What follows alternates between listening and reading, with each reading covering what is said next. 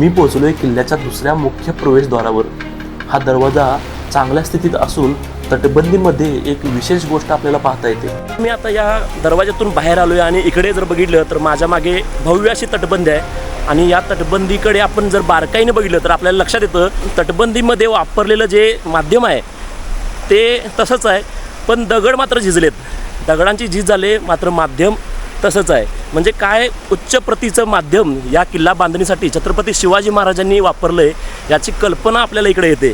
आणि हेच मित्रांनो, या किल्ल्यांवरती पाहण्यासारख्या गोष्टी याच असतात, त्या न चुकता तुम्ही पाहाव्यात। अशा एक ना अनेक कित्येक गोष्टी उरात साठवून असलेला हा पद्मदुर्ग किल्ला आजही छत्रपती शिवाजी महाराज आणि छत्रपती संभाजी महाराजांचा इतिहास सांगतोय। दर्या सारंग, मायनाक भंडारी, दौलत खान, कान्होजी आंग्रे यासारखे कित्येकांनी या जलदुर्गांच्या मदतीनेच समुद्रावरती वचक ठेवली।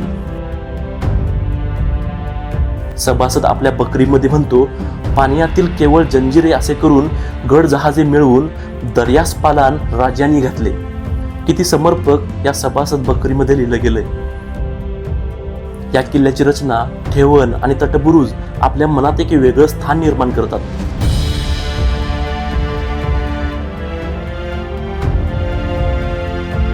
हा किल्ला पाहून एक प्रकारचं आत्मिक समाधान नक्कीच अनुभवता येतं।